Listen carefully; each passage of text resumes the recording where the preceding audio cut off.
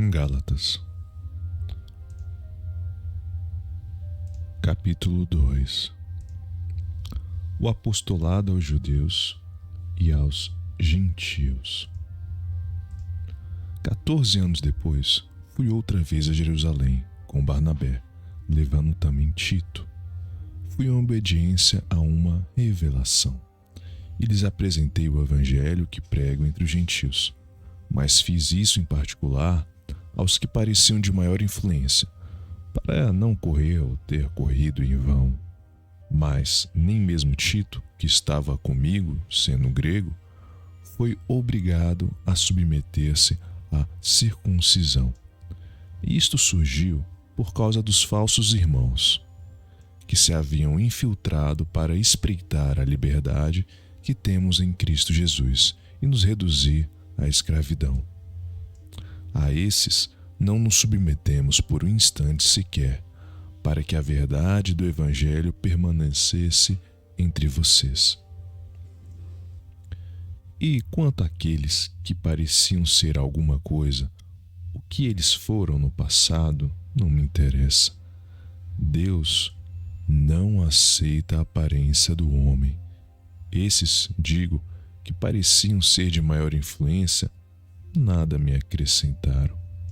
Pelo contrário, quando viram que me havia sido confiado o evangelho da incircuncisão, assim como a Pedro foi confiado o evangelho da circuncisão, pois aquele que operou eficazmente em Pedro para o apostolado da circuncisão, também operou eficazmente em mim para com os gentios.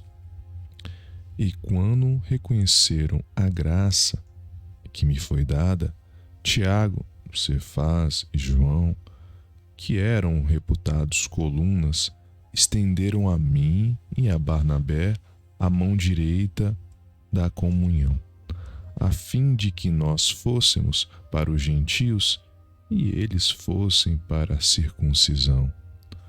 Somente recomendaram que nós lembrássemos dos pobres, o que também me esforcei para fazer.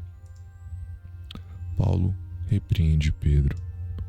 Quando, porém, Cefas veio a Antioquia, resisti-lhe face a face, porque havia se tornado repreensível. De fato, antes de chegarem alguns da parte de Tiago, ele comia com os gentios. Quando, porém, chegaram, começou a afastar-se e, por fim, separou-se, temendo os da incircuncisão. E também os demais judeus se fizeram hipócritas juntamente com ele, a ponto de o próprio Barnabé ter se deixado levar pela hipocrisia deles. Quando, porém, vi que não procediam corretamente segundo a verdade do Evangelho, eu disse a Cefás, na presença de todos: se você, que é judeu, vive como gentio e não como judeu, por que quer obrigar os gentios a viverem como judeus? A justificação pela fé em Cristo Jesus. Nós, judeus por natureza e não pecadores dentre os gentios, sabendo, contudo, que o homem não é justificado por obras da lei, e sim mediante a fé em Jesus Cristo, também temos crido em Cristo Jesus, para que fôssemos justificados pela fé em Cristo e não por obras da lei.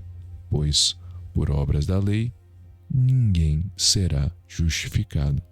Mas, se nós, procurando ser justificados em Cristo, fomos também achados pecadores, será que isto significa que Cristo é ministro do pecado? De modo nenhum. Porque se volto a edificar aquilo que destruí, a mim mesmo constituo transgressor, porque eu, mediante a própria lei, morri para a lei, a fim de viver para Deus. Estou crucificado com Cristo. Logo, já não sou eu quem vive, mas Cristo vive em mim. E esse viver que agora tenho na carne, vivo pela fé no Filho de Deus, que me amou e se entregou por mim. Não anulo a graça de Deus, pois, se a justiça é mediante a lei, segue-se que Cristo morreu em vão.